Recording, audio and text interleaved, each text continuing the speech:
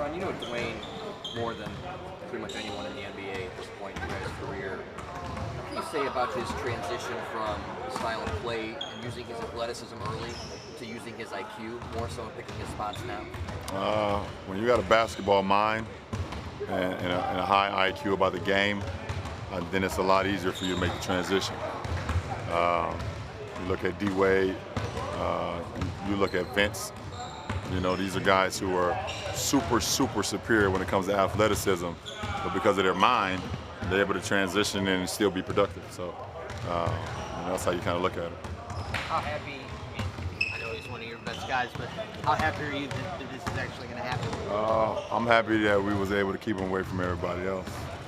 And I mean, it's a guy, I mean, come on, man, it's like one of my best friends. So, you know, it's like, it's kind of like when you start school and, you know, you walk into the classroom, you're not quite sure who your classmates is, and when you walk in there, one of your best friends is in there, you're like, oh yeah, this is gonna be fun. It's gonna be a good class. So that's the type of feeling I got. When Howard's story came out, you know, 2 years ago about just the idea that the four of you could one day play together on the same team, did you really think that either that would come together, or that you would even get a real chance to play with one of them? I had a lot of hope of it, and obviously there's a lot of speculation throughout the summer with Melo, and possibly him joining us, and you know, obviously we see how that panned out. But you know, we're blessed as a franchise to be able to have a player the caliber of D-Wade, you know, join us. So it's exciting. When you left Dwyane, was there ever, we're going to do this again someday? Did that in 14? Did that come up? Did you have that talk with him, or? No. Talk didn't come up, but you know, over time, I think, you know, even with the story coming out, you know, Howard, you know, made that story. You know, it'd be an unbelievable, you know, opportunity. We all got an opportunity to play together, but you know, obviously right now, you know, myself and D-Wade are back, and you know, along with the rest of these guys. So, you know, it should be a pretty dynamic piece. You spent a week with him in LA. How does he look? How do you think he fits on the floor here with you guys? Well, he adds obviously another championship DNA, another guy with high basketball IQ, and another playmaker that can make plays and also make shots. And you know, so that adds to our depth. And we were already, you know, pretty deep. So, you know, it adds even more depth and even more playmaking to our team, which obviously you guys saw last year. He can still do. Numbers-wise, in the Miami years were some of the best of both of your careers. Last year, Chicago wasn't the most efficient for him. Do you think he can get back to that efficiency that you guys had together? Yeah, I think so. I think just because of the guys that we have playing around him. You know, he doesn't have to worry about ever seeing a double team. He doesn't have to ever worry about, you know, taking tough shots. None of us have to take or make tough shots. I mean, we have to make tough shots, but we don't have to take them. We got a lot of options. There should be a lot of guys getting open shots or just you know, late contested shots. So you know, efficiency has always been a huge part of myself and D-Wade, and I know he didn't like the way how he wasn't as efficient as he can be or has been throughout his career last year.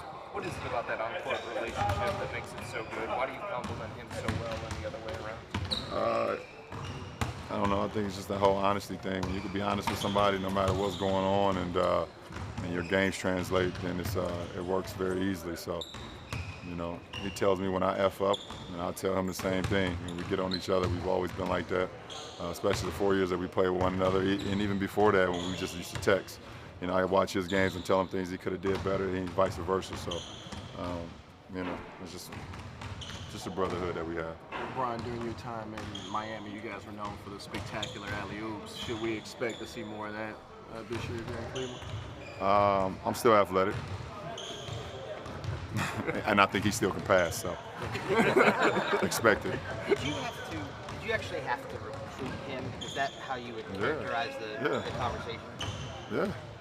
I mean, because at the end of the day, it's still you know, we're gonna be brothers no matter what. But this is a you know, professional decision. This is his business that he has to worry about in his career. So, you know, there's a lot of teams and a lot of guys reaching out to him. So, you know, I couldn't feel entitled, you know, to, you know, just because you know, I talk to him, you know, every day. You know, I didn't have no entitlement about that. It's, you know, still, you know, wanted to get him comfortable and let him know how he can help us, and, you know, and things of that nature. So, you know, I guess it worked some. How did you sell Dwyane when you talked to him to recruit him? I ain't no selling. I ain't no sell. Just tell him what we about here, and how he can help our ball club, and how much we can, how much we can benefit, and how much he can benefit from being, us all being together. So it wasn't all me. It was also the front office, and I know T. Lue talked to him about ways he's seen us. We can use him and utilize his abilities. So I just did my part. It didn't make sense for him to come here financially last summer. People let Chicago could offer him, but if you look back, I don't know if it's fair, but if you had him last year, you wonder what type of difference that could have made. No, I'm not an if guy. Still, you can't think about the ifs. You just worry about the present and see ways you can get better. I know you don't sell time. I'm not a GM, but you mentioned Carmelo a little bit ago. Were you disappointed at all that he didn't come here? They theoretically had the opportunity to get him.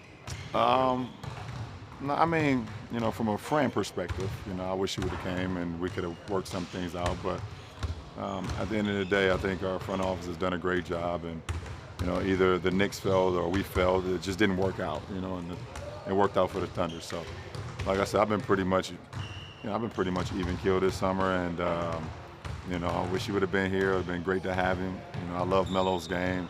I love D-Wade's game. I love CP's game. You guys know how I feel about those three. And but that doesn't take anything away from what we got in that locker room, which is a lot. And I look forward to continue to grow with these guys, especially the new guys. Why do you think you and Dwyane are so close? What was it that... I don't know, man. I don't know. It's just organic, man. It's not forced. It's just organic. Two more. Ty said yesterday that you're just happier. That it seems to him that you're just happier this year, and that was before Dwyane. Yeah. Do you agree with that? And what do you think? I mean, you said your kids kind of fired you up this summer to get back at it, but what do you think that happiness stems from? I don't know. I guess just miss playing ball. I guess, or opportunity that I have to lead a franchise once again. And take guys to measures that they haven't been before, and hopefully I can try to take myself to places I haven't been before, and that's why I've been, training as much as I have, over the last 3 months. So I'm just enjoying life. It's a wonderful time. I mean, it's 90 in September in Cleveland. How could you not be happy? One more. LeBron, how are the dynamics of this team different than the one you had last year with all the moving pieces and parts? I mean, obviously, we had just so many guys come in and come out, either from signing guys or for guys getting injured and guys being in and out of the lineup. And, JR got hurt early on. Kyrie didn't start the season to begin with, obviously, because of the knee. We signed some guys late in the season as well, brought in guys.